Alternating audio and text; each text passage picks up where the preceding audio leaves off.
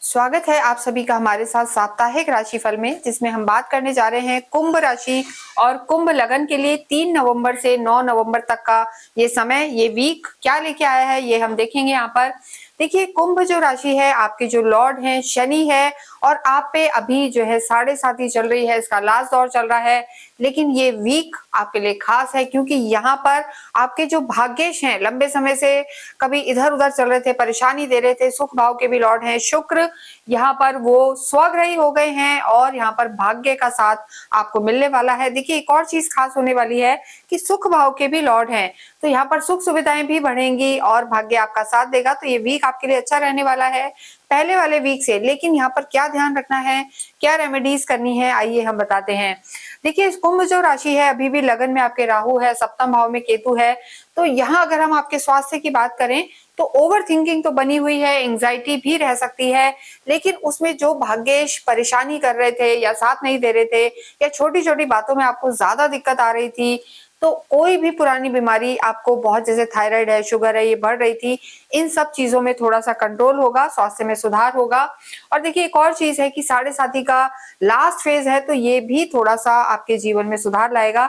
लेकिन यहाँ पर आपको एक तो ओवर थिंकिंग को कंट्रोल करना है, और इसके अलावा अपने खाने पीने का ध्यान रखना है। स्टमक आपका अपसेट रह सकता है, सूर्य नीच के जरूर चल रहे हैं, भाग्य में ही बैठे हैं, जो कहीं ना कहीं आपको थोड़ा सा जो हम कहेंगे आत्मविश्वास में कमी ला सकते हैं, यानी थोड़ा घबराहट, बेचैनी आप इस वीक में फील कर सकते हैं। तो इन चीजों का ध्यान रखें। लेकिन देखिए, जब भी हम शनि की बात करते हैं, 7.5 चल रही हो, ढैया चल रही हो, शनि की महादशा चल रही हो, तो आपकी खुद की कुंडली में शनि कैसे हैं, शत्रु घर में है, नीच के हैं, या हम कहेंगे कि डिग्रीज उतनी प्रॉपर नहीं है, तो ये समय आपको परेशान कर सकता है। लेकिन शनि की स्थिति अच्छी है, शनि बली अवस्था में है, डिग्रीज अच्छी है, मित्र की राशि में है, उच्च के हैं, तो ये समय आपके लिए काफी लाभकारी रहेगा, आपकी सोच भी मजबूत रहेगी। तो आप अपनी कुंडली में शनि की स्थिति देखें और हमें कमेंट करके बताएं, जिससे उसका हम निवारण कर पाएं। तो देखिए, सबसे ज्यादा इंपॉर्टेंट है सोच को पॉजिटिव रखें, तो बाकी चीजें यहाँ पर खुद ब खुद ठीक हो जाएंगी। इसके बाद हम बात करते हैं कुंभ राशि के लिए लव लाइफ की। देखिए, एक और चीज यहाँ पर इंपॉर्टेंट है, चंद्रमा। जब भी हम साप्ताहिक राशिफल की बात करते हैं, मून बहुत ज्यादा इंपॉर्टेंट हो जाता है। हर 2.25 दिन में एक ही ऐसे प्लेनेट हैं जो अपना राशि परिवर्तन करते हैं, कोई और करे ना करे। जैसे इस वीक में कोई भी ग्रह अपना राशि परिवर्तन नहीं कर रहा है, लास्ट शुक्र बदलेंगे, वो सिर्फ 2 तारीख को बदले हैं, और उसी का प्रभाव यहाँ आपके जीवन में पॉजिटिव मिलने वाला है 3 तारीख से।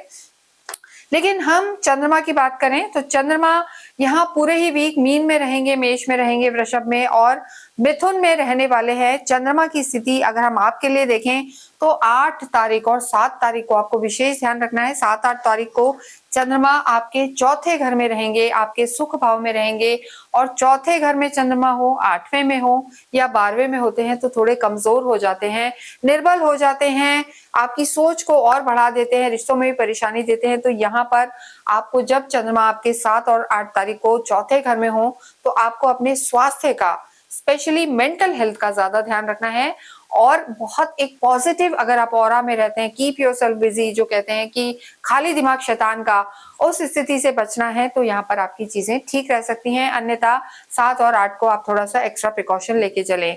लव लाइफ की बात करेंगे तो देखिए, बुध जो है आपके लव लाइफ के लॉर्ड हैं, इस समय मंगल के साथ है, स्थितियां ठीक है, लेकिन मंगल के साथ है, अग्नि तत्व के साथ है, तो यहाँ पर आर्ग्यूमेंट से थोड़ा सा बचना है। अन्यथा थोड़ा सा बहसबाजी यहाँ पर हो सकती है और परेशानी हो सकती है। उसका एक रीजन है, क्योंकि राहु लगन में है, तो आप थोड़े एडमेंट रह सकते हैं, और राहु की पंचम दृष्टि आपके जो है लव लाइफ पर भी है। तो ऐसे में एडमेंसी नहीं रखनी, किसी तीसरे व्यक्ति के कहने में नहीं आना, तो यहाँ पर आपकी लव लाइफ बेहतर रहेगी। अन्यथा दिक्कतों का सामना करना पड़ सकता है।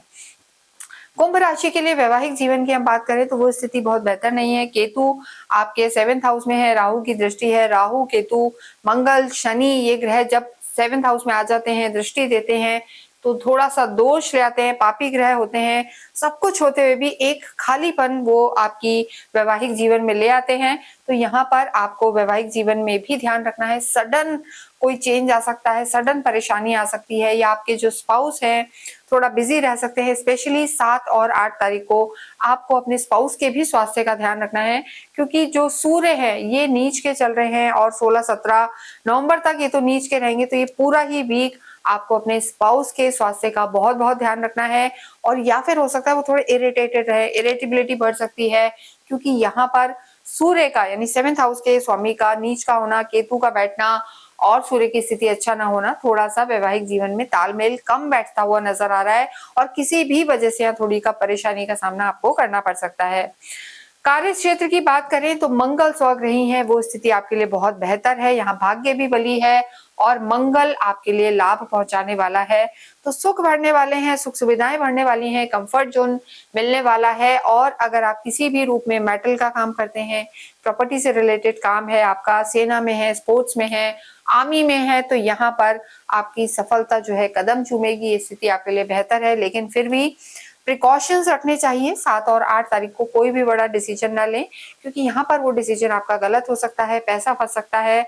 और सूर्य की स्थिति जैसा हमने बताया नीच के चल रहे हैं, तो सरकारी अगर किसी काम में आप उलझे हुए हैं या आप हैं, तो वहां पर आपको बहुत एहतियात बरतनी है। स्पेशली अपने सीनियर से आर्ग्यूमेंट नहीं करना और डॉक्यूमेंट्स को साइन करते में बहुत ध्यान रखना है। अपने फादर के स्वास्थ्य का भी यहाँ पर आपको ध्यान रख के चलना है। विद्यार्थियों के लिए समय अच्छा है, बुद्धि के देवता ही आपके 5th हाउस के भी लॉर्ड हैं, तो यहाँ पर आपको समय पूरा साथ देगा, विद्यार्थियों को यहाँ पर लाभ मिलेगा। लेकिन गवर्नमेंट एग्जाम की तैयारी कर रहे हैं तो सफलता उतनी आसान नहीं है, ज्यादा मेहनत की जरूरत है। भाग्येश जैसा हमने आपको बताया भी है कि भाग्येश स्वग्रही हो गए हैं, और भाग्येश का अपने ही घर में बैठना आपके भाग्य को बलि देगा। जो भी परेशानी कहीं बलि आप मतलब भाग्येश बलि होंगे, तो भाग्येश का बलि होना आपके जीवन में जो छोटे मोटे कोई भी काम अटक रहे थे, अड़चने आ रही थी, परेशानियां आ रही थी, उन सब में वो परेशानियां दूर होंगी और भाग्य आपको उन चीजों से निकाल के ले जाएगा। तो यहाँ पर शुक्र की स्थिति बहुत अच्छी है, सुख भाव के भी प्लैनेट हैं, तो स्थितियां आपके लिए बेहतर रहेंगी। बात करें हम अगर आपके अध्यात्म की, तो देखिए आध्यात्मिक आप होते हैं, रहेंगे भी। और इस समय 6ठे घर में गुरु का होना आपकी रुचि शास्त्रों के अध्ययन की तरफ जाएगी। कुछ ना कुछ कोई चालीसा पढ़ेंगे, पूजा पाठ करेंगे, ये स्थिति नजर आ रही है।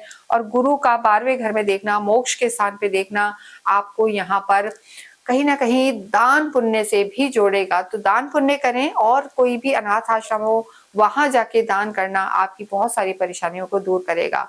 तो विशेषकर आपकी कोई भी इंपॉर्टेंट काम हो 7-8 को आपको थोड़ा सा अवॉइड करना है और स्वास्थ्य का ध्यान रखना है।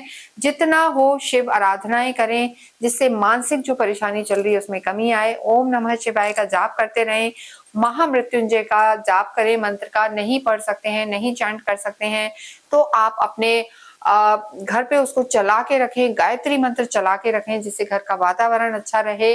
और इसके साथ साथ शनि मंदिर अवश्य जाएं, स्ट्रीट डॉग को फीड करें, और आपकी जो कुल देवी है उनको याद करके अवश्य ही शुक्रवार के दिन या नित्य भी आप कुछ ना कुछ भोग अवश्य लगाएं। इसके साथ ही इस वीडियो को मैं विराम देते हैं। कमेंट बॉक्स में ओम शम शनिश्चराय नमः लिखें।